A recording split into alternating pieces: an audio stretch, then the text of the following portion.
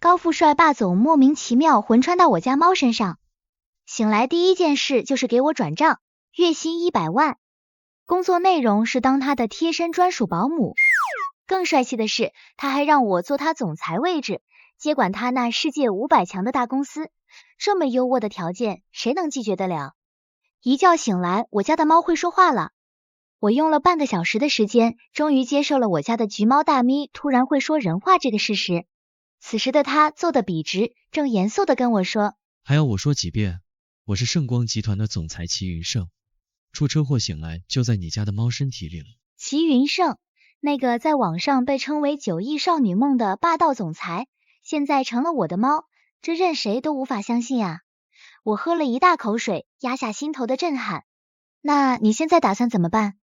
齐云盛踱着猫步，在茶几上走来走去，像是在思考着什么。好一会儿，他才悠悠开口：这场车祸不是意外，是有人害我，所以我还不能回去。那你现在是已经想到怎么回自己的身体了？没有。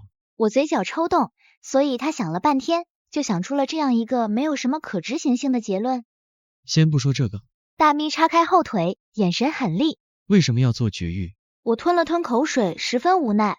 我这不是为了你的健康着想吗？再说，我带大咪去做手术的时候，也不知道你会说话啊。齐云盛一个翻滚站起来，尾巴高高立起，一对树瞳闪烁着光芒。这场景怎么看怎么诡异。你不尊重人权。我欲哭无泪，仗着自己人类的优势，薅住了大咪的后脖颈。你，快把我放下来。大咪挣扎着，四肢乱动，肚腩乱颤的模样十分有趣。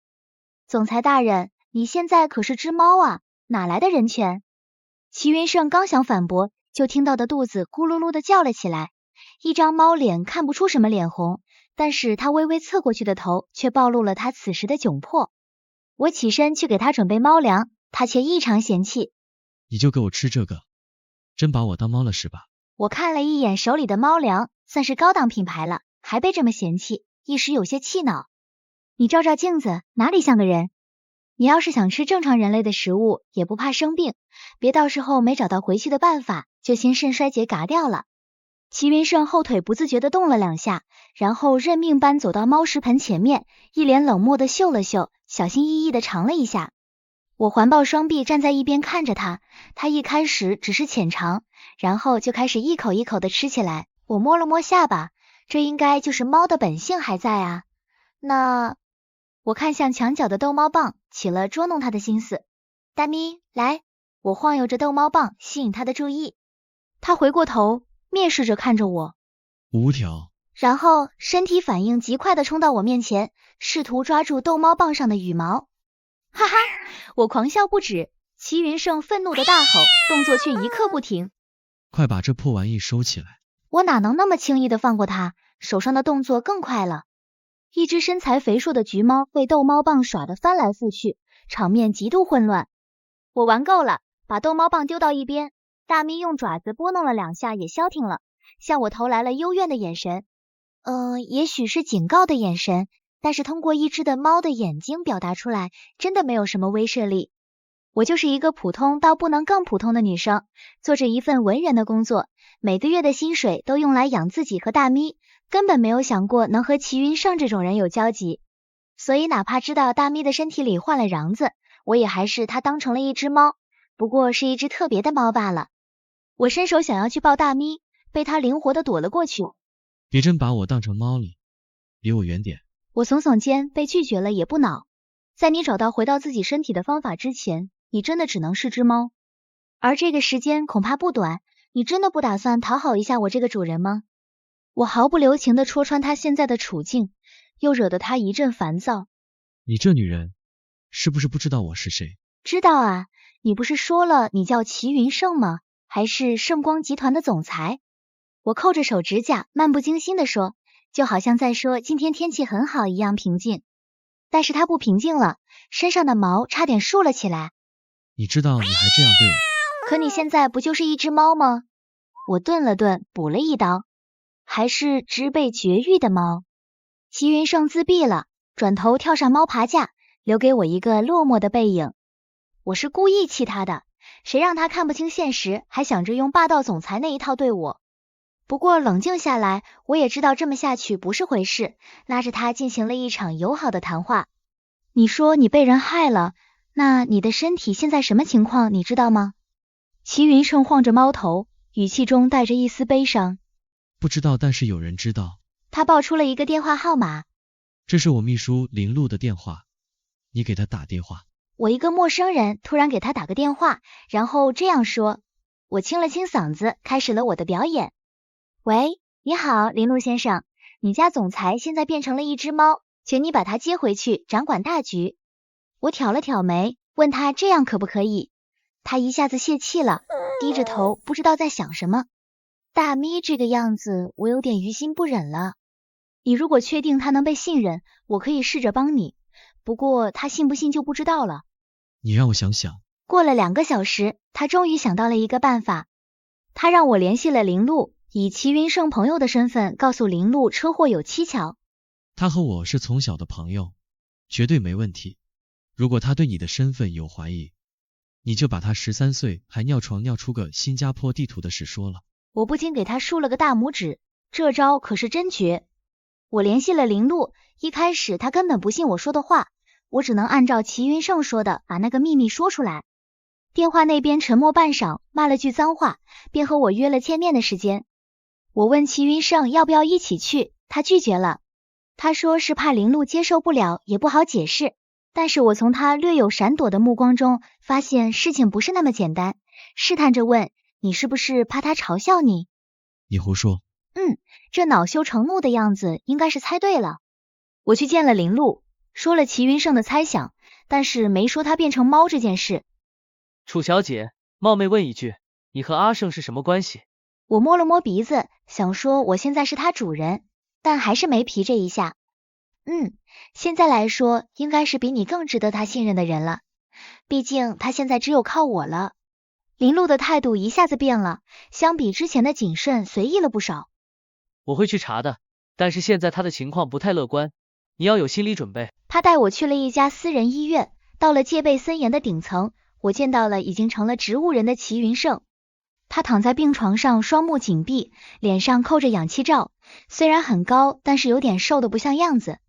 我心里有种说不出来的感觉，闷闷的，总觉得他这样的人不应该有这样一个结局。林璐告诉我，齐云胜车祸成了植物人这件事一直瞒着外界，知道人寥寥无几，最近都是他一直在照顾齐云胜，医院的人也都签了保密协议，他不希望我把这件事传出去。我点点头，这是应该的，毕竟盛光集团的总裁成了植物人这件事传出去，恐怕会引起不小的麻烦。回到家，我把事情一五一十的跟他说了。听完后，他沉默许久，向我提出了一个要求。你能去照顾我的身体吗？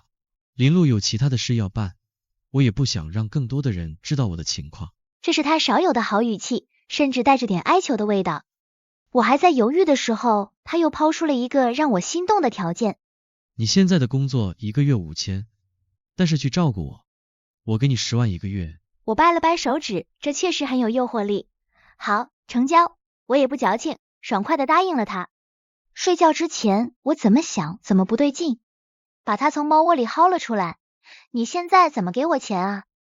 我捏了捏他的猫脸，拽了拽他的猫爪。是能刷脸还是按指纹啊？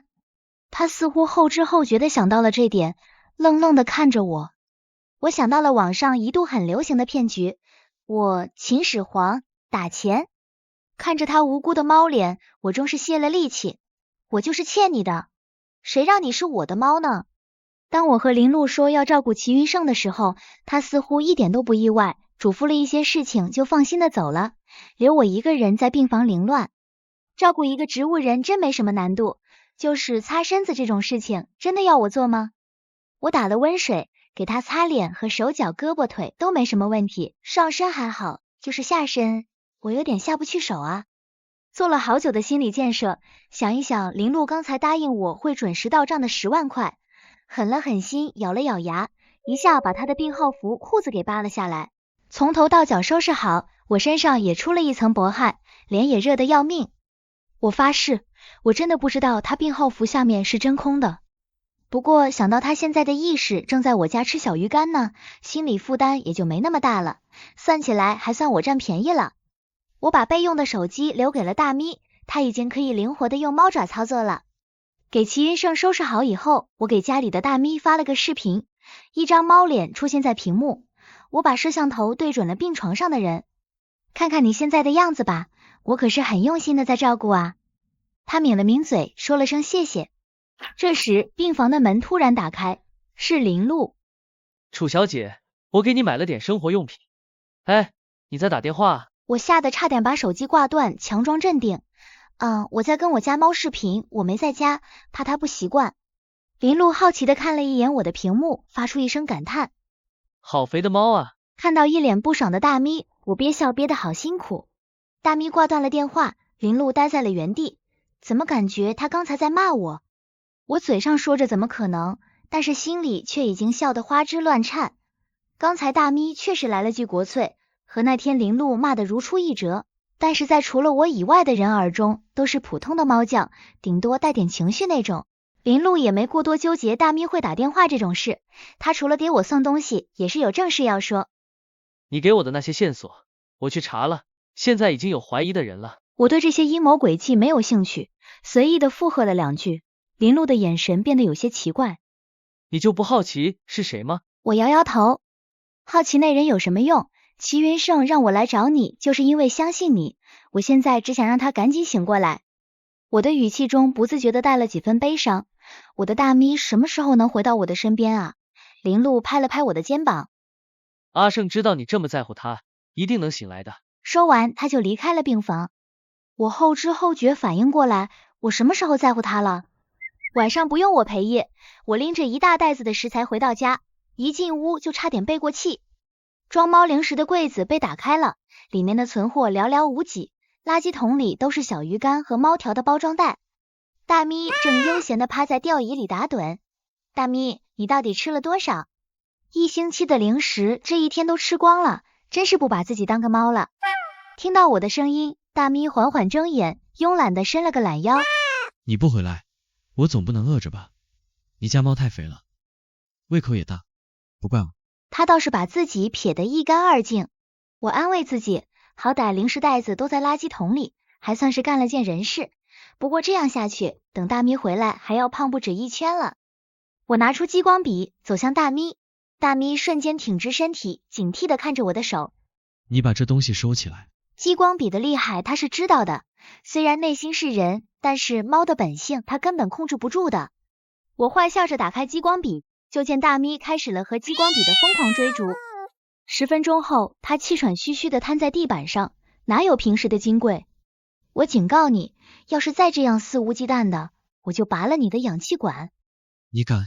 他在地上打了个滚，站起来，冲我跑了过来，跳到我的身上，想要用猫爪给我点颜色看看。我哪能给他这个机会，伸出手阻挡他的动作。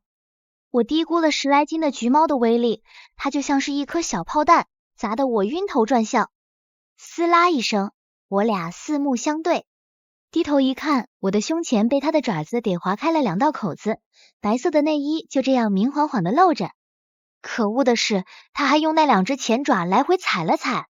如果是大咪，我可以原谅，但是齐云胜，我一只手揪着他的后脖颈提了起来，一只手慌乱的捂着胸口，生气的看着他。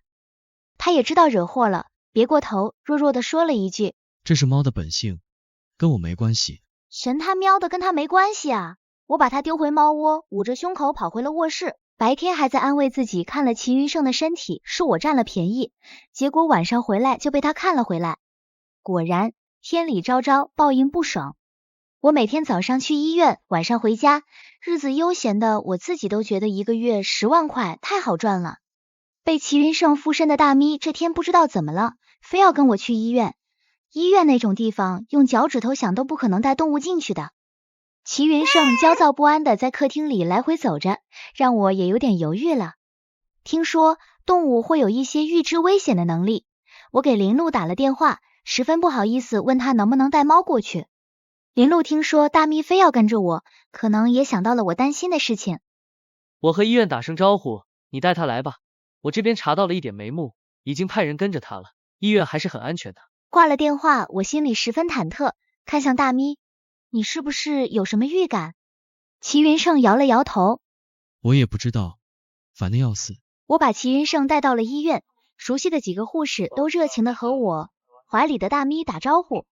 齐云胜烦躁的叫了2声，让我赶紧回病房去。